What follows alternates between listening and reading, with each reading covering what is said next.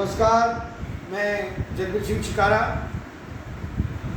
कक्षा 10वां विषय इतिहास चैप्टर नंबर 6 के एक नया क्वेश्चन लेकर आपके लिए हाजिर हुआ हूँ।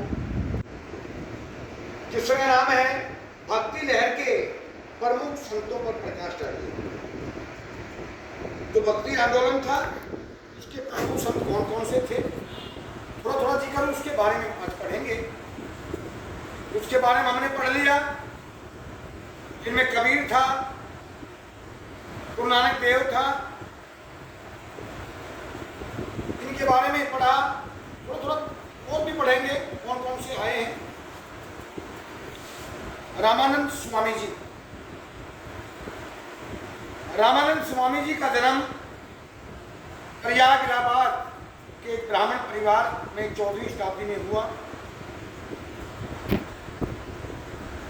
उनकी शिक्षाओं में एक विशेषता थी, वे धर्म और जाति भेद को मोक्ष के रास्ते में सबसे बड़ी बाधा मानते।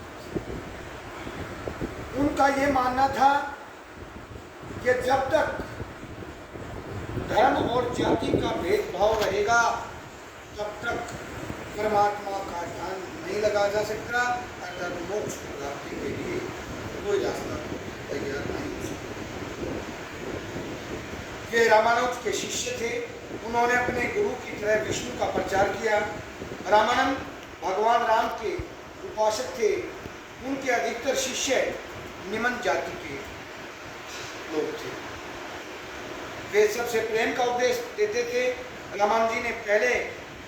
रामानंद जी से पहले किसी ने भी जाति प्रथा की इतनी कठोर शब्दों में निंदा नहीं की।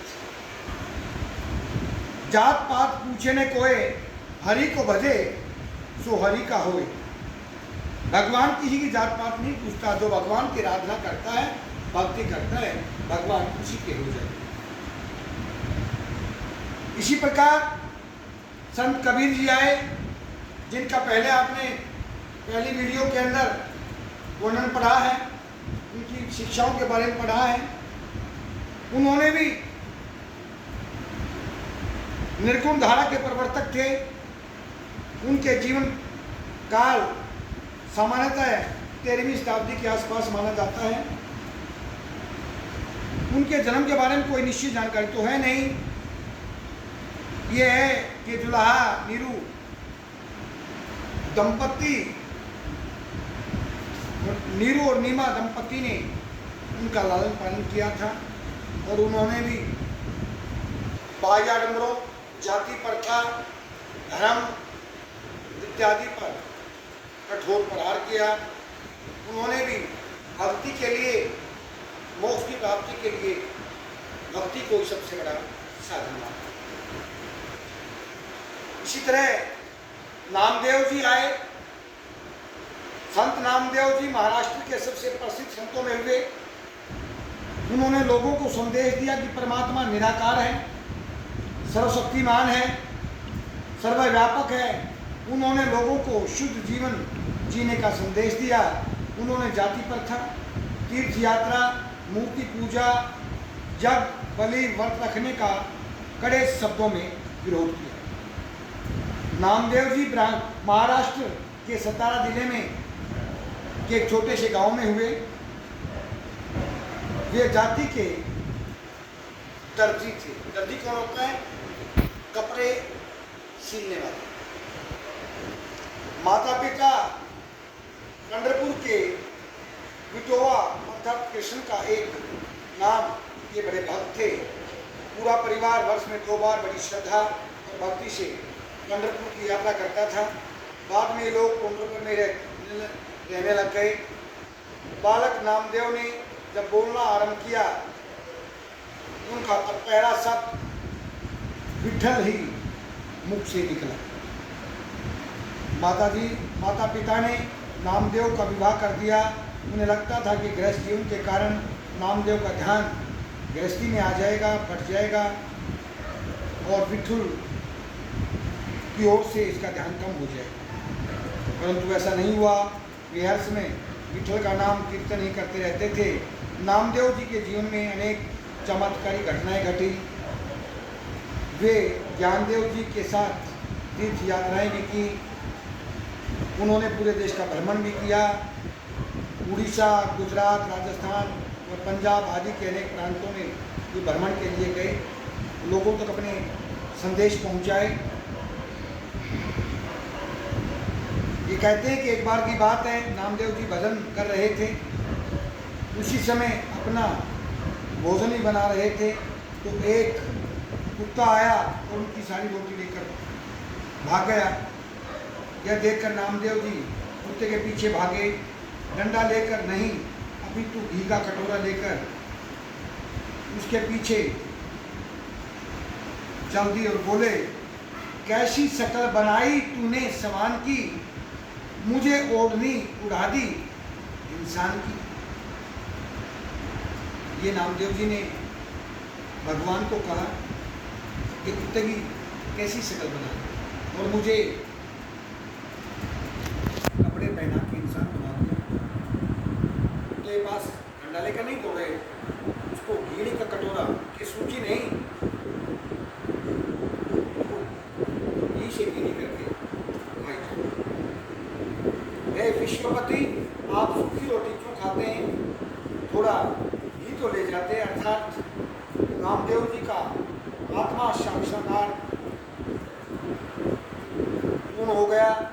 उनकी वाणी को श्री गुरु ग्रंथ साहिब में स्थान दिया। इसी तरह रविदास जी आते हैं, जो जाति के हरिजन थे, उनका जन्म संभवतः 14वीं सदी अर्थात 1377 ईस्वी में बनारस में हुआ। वे जाति से हरिजन थे, जवार थे, बचपन से ईश्वर आराधना में मगन रहते थे, गृहस्थ जीवन व्यतीत करते हुए ईश्वर भक्ति में मगन रहते, और उन्होंने अपनी मीठी वाणी के द्वारा समाज के दलित दुर्बल लोगों को उपदेश दिया है। और वे अपने समय के प्रसिद्ध संतों और भक्तों में सबसे लंबी आयु के थे।